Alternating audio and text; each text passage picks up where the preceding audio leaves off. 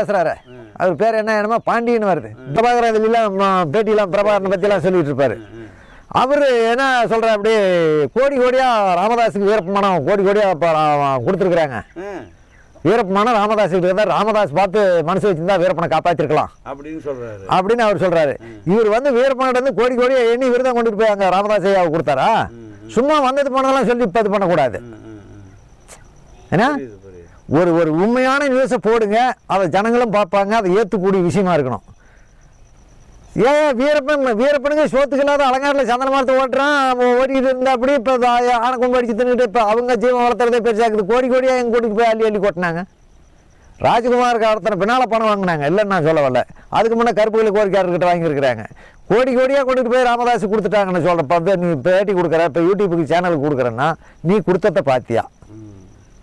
உன்னால் நிரூபிக்க முடியுமா? அதை